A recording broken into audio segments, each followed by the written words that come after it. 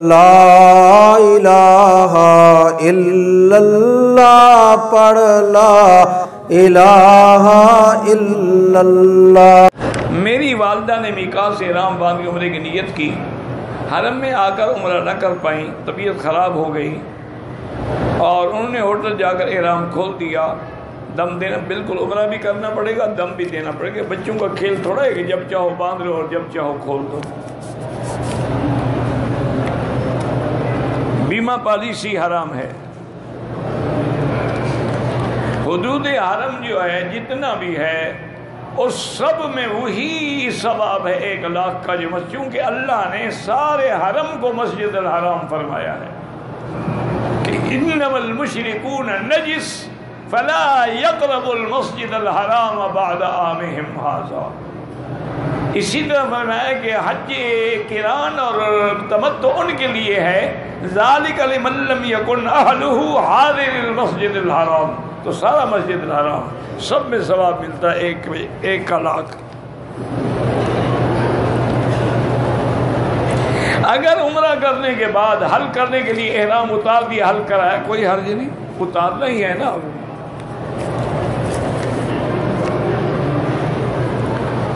کسی نے احرام کی حالت میں اپنے سر کا آدھا ماتھا مڈھایا، کپڑے گھنٹے کے بعد پھر نائی سے مڈھایا، ٹھیک ہو گیا، کوئی دم نہیں ہے۔ پہلے خود بیچارے نے کوشش کی، پھر نائی کے پاس چلا گیا۔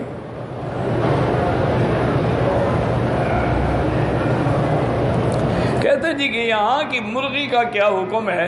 جو مرغی مکے کی ہے، طائف کی ہے، اس ملک کی ہے، وہ تو حلال۔ جو باہر کے ملکوں سے آتی ہے اس پر مجھے اعتبار نہیں ہے، اللہ عالم۔ باقی مجھے نہیں پتا کہ البیک والے کون سی مرغی استعمال کرتے ہیں، اللہ عالم۔ مردوں کے لیے انگوٹھی پہننا جائز ہے، چاندی کی ہو، سونے کی نہ ہو۔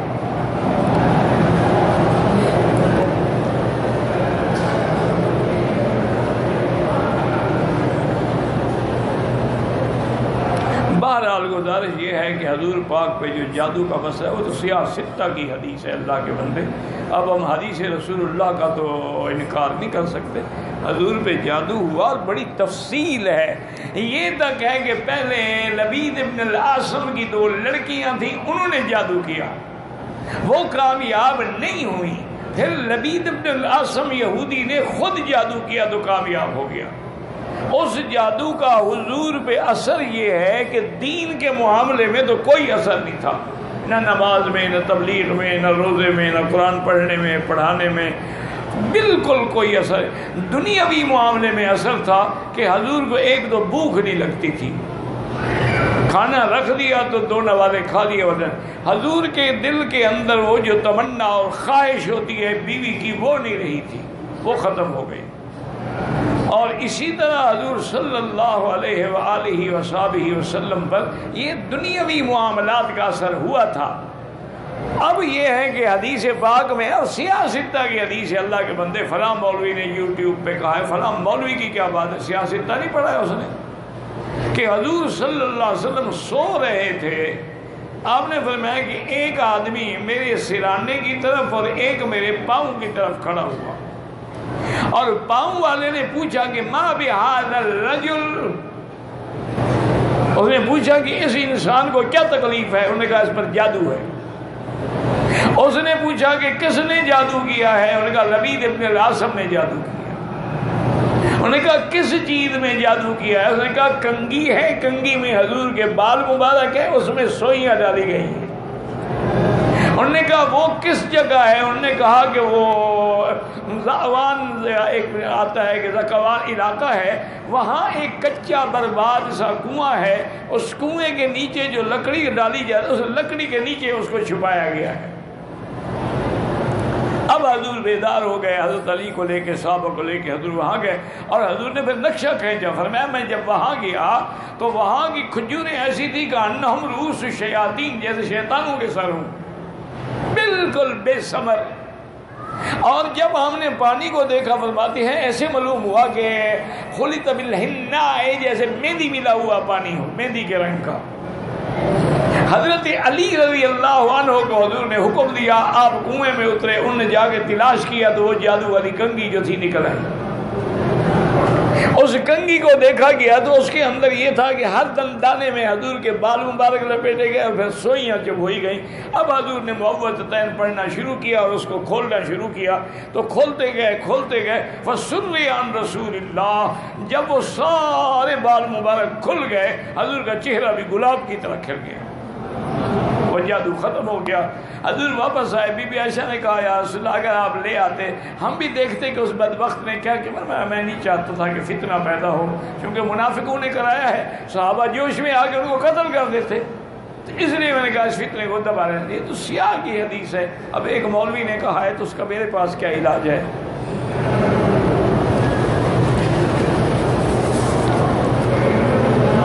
اگر کسی پر 2 سال کی نمازیں قضا ہے، سب سے پہلے یہ ہے کہ توبہ کرے. مکے میں 1 لاکھ کا معنی یہ نہیں کہ 1 لاکھ نماز ہو، 1 لاکھ نماز کا ثواب ملتا ہے، عدد نہیں پورا ہو جاتا. مطلب 1 نماز پڑھ کے ہم سب گھر چلے جائیں، باقی پڑھنے کی کیا ضرورت ہے؟ پھر سب نمازیں قضا ہوں گی. کہتے جی کہ آپ نماز کے بعد جو وظیفہ پڑھتے ہیں تو وظیفوں کو کیا کرو گے؟ تم قرآن پڑھا کرو بس. نماز جنازہ میں فاتحہ نہیں ہوتی، پہلے ثنا ہوتی ہے، پھر درود ہوتا ہے، اس کے بعد دعا ہوتی ہے. احناف کے نزدیک، حنابلہ اور شفاعی کے نزدیک پہلی تکبیر کے بعد وہ فاتحہ پڑھتے ہیں.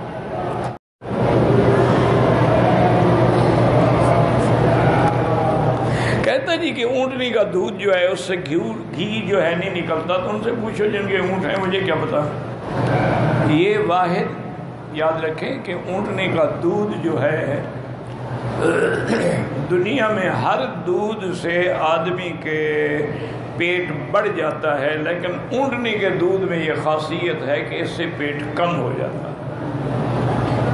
اونٹنی کے دودھ میں یہ خاصیت ہے کہ جن لوگوں کو استسقاء کی بیماری ہوتی ہے، پیٹ بڑے ہو جاتے ہیں، ان کو پلاؤ تو ان کے پیٹ بھی ٹھیک ہو جاتے ہیں. اور یہی خاصیت جو ہے وہ اونٹنی کے پیشاب کے اندر بھی ہے. حضور صلی اللہ علیہ وسلم کے زمانے میں کچھ لوگ تھے، منافق تھے، بظاہر ایمان لے آئے، لیکن مدینہ منورہ کی فضا ان کو موافق نہ آئی تو ان کے پیٹ بڑھ گئے، بیمار ہو گئے. تو تم نے فرمایا کہ ان کو باہر مدینے سے دور جہاں بیت المال کے اونٹ ہیں وہیں چھوڑ دو، اور فرمایا اشربوا من البانھا و ابوالھا، تم اس کا دودھ بھی پیو اور پیشاب بھی پیو. تو اس سے وہ ٹھیک ہو گئے. اس لیے امام احمد بن حنبل رحمۃ اللہ علیہ کے نزدیک بول ما یوکل لحمہ جو ہے وہ حلال ہے. لیکن امام ابو حنیفہ رحمۃ اللہ علیہ فرماتے ہیں کہ وہ تو عذر تھا، معذور تھے، بیمار تھے، اس کا علاج یہی تھا. تو آج کل بھی بہت ساری چیزیں ہیں، الکحل ہے اور کئی چیزیں ہیں بطور علاج چلی جا سکتی ہیں. تو بہرحال یہ ہے کہ اونٹنی کے دودھ کے اندر یہ چونکہ اللہ نے خاصیتیں رکھی ہیں تو اس میں اس لیے وہ چکناہٹ جو ہے جس سے گھی پیدا وہ نہیں ہوتا. اللہ اعلم.